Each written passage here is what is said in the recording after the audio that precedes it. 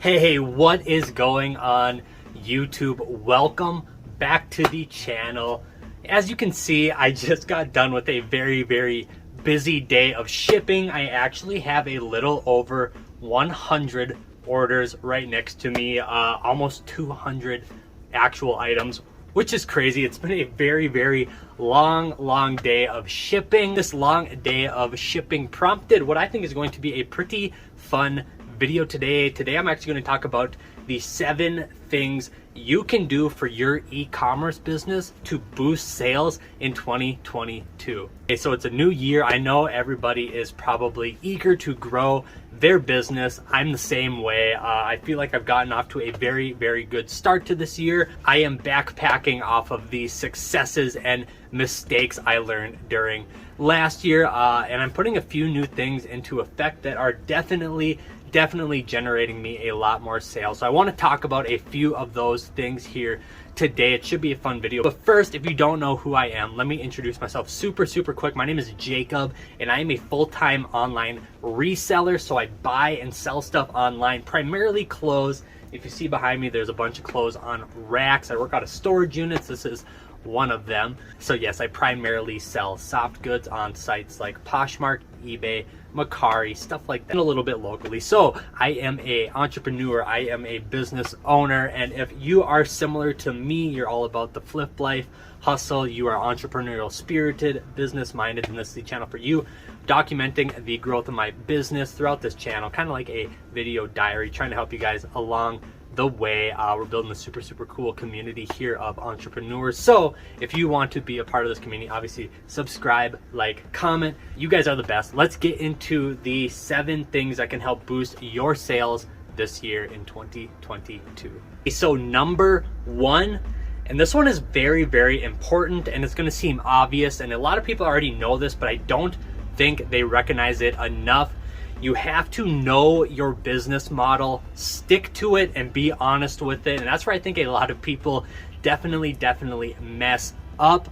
So I know my business model through and through. It is very much quantity over quality. I tend to have big shipping days like this because I sell a large quantity of items, and my items compared to a lot of other businesses are probably priced a little bit cheaper than my competition, but that is strategic and it's my business model. It's what works for my business, and I try not to stray too far away from that, because when I do, I lose focus on what I know is tried and true and works.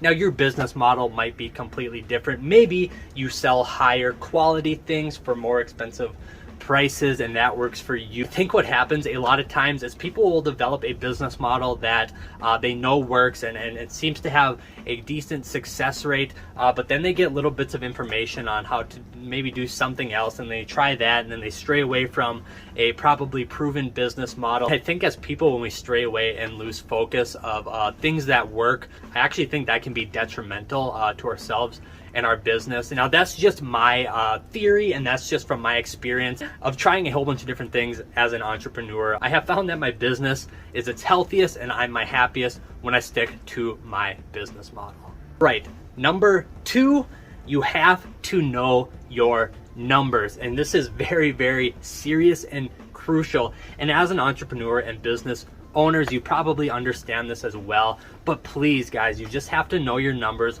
look through them frequently. I mean, nowadays with YouTube and Google, it is so easy to learn how to use a Excel sheet or a Google spreadsheet, which is what I use, and go through your numbers, log everything, be very diligent. There are a ton of benefits to knowing your numbers. Obviously, it can help refine your business model if you know your numbers, to backpack off of rule number 1, but also your numbers will show you all the holes in your business and all the strengths in your business, so you can minimize some things and maximize other things. It is super beneficial to know your numbers. Plus, it's also very beneficial for when tax season rolls around. You never want to be caught without your numbers, because there's a lot of benefits to having them. So know your numbers is a very valuable asset to your business. Okay, so number 3, I'm gonna call this one analyzing the situation. Okay, now what I really mean by that is It's as simple as just getting out and looking around. So I'm looking out at the world right now. There is snow on the ground. It is cold here. And obviously I am selling more jackets. So it can be as simple as that, but really try to understand your situation, what works well for your business, and just take a look around, analyze everything, look at the world in kind of a holistic way, and try to get into the mind of your consumer and understand why people are actually buying your things. There's a ton of benefit to that, and you really just have to analyze your situation to realize that. Like I said, it can be easy as, oh, it's winter, it's cold outside. People are obviously going to buy more jackets, and it can get as complex as, why am I selling so many hiking backpacks right now? Well, it's probably because things have been shut down and people want to get outside more, and hiking equipment is very expensive when it's brand new. So people who are just getting into it probably just want to buy something on the used market in order to get into the sport. Therefore, used hiking equipment has been way up for my business. So think about that, look at your situation, analyze everything, because there's always places to grow. And once you realize something and once stuff starts clicking in your mind, you can make big impacts in your business. Okay, so number 4, this one I think is a very tough one for a lot of people, and I struggled with this for a very long time, and I still struggle with it a little bit today. I can definitely relate to this one, and I'm sure a lot of you guys can as well, and it is, don't get emotional. What's that old saying? Maybe it's not even old. It's don't get high on your own supply. Probably rings a bell. But in a business like mine, where I primarily sell clothes, I tend to fall in love with a lot of stuff I buy, and I always think, you know, hey, maybe I should just keep this one and I'll wear it one day. And well, I never do, and then it sits in my closet, and it could have been out on the marketplace making money.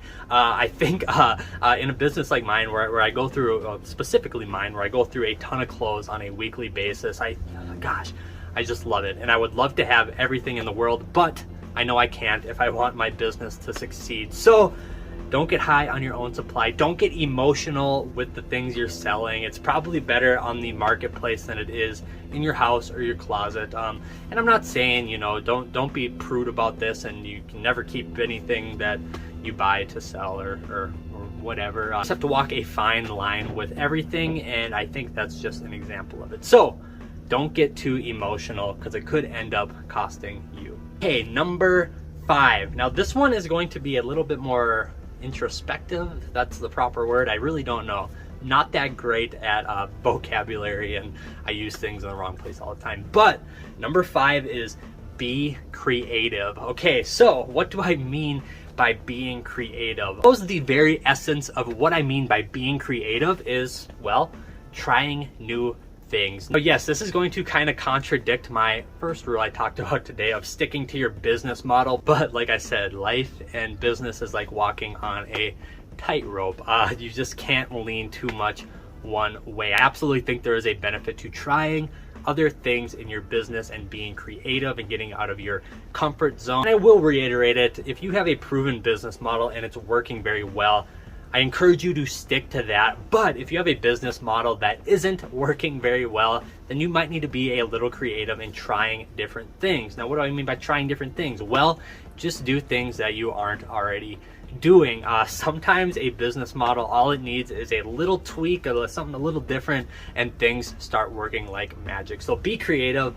There's definitely a benefit to that. But if you have a proven business model, I would recommend you stick to it. It's okay to spice it up here and there. Okay, so the next thing that will help you boost your sales in 2022 is that you have to jump. Okay, so what do I mean by jump? Now, I don't literally mean you have to jump. Obviously, I don't mean that. What I really mean by you have to jump is that whenever you get into a situation where you got kind of a pit in your stomach, you're a little nervous, you're not really certain about the future, sometimes that is the best time to jump. Now, I'm using the word jump because I like to think about it, well, when you're a kid and you're on the diving board, man, it can be scary to jump into the pool. But the actual act of jumping into that pool, you know, proves us more courageous as people, and it lets us grow. And I think there's a lot of value to that, especially when you apply it to business, because I think we get in our heads a lot of times. We see an opportunity that we know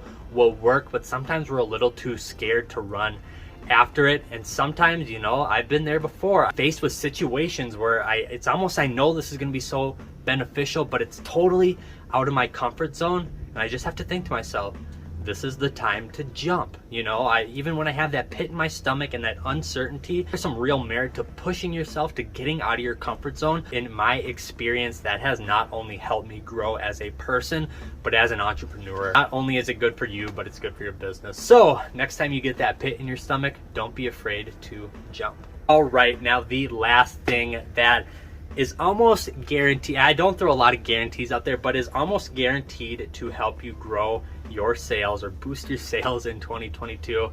And don't be mad at me for saying this one.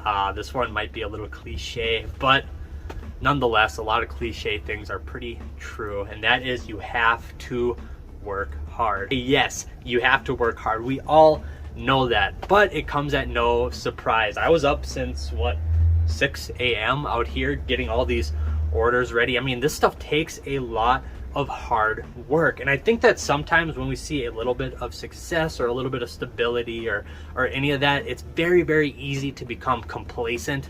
And I've been there. I've had, you know, I've ridden the ups and downs, the roller coasters of an entrepreneur, and I've been in positions where I became complacent and stagnant, and I wasn't seeing much growth in my business. And ultimately, in my opinion, the best way to hedge against all that is simply by working hard. Life definitely isn't an even playing field. We were not all born with the same IQ and talents and what have you, but one way you can hedge against that is by working hard.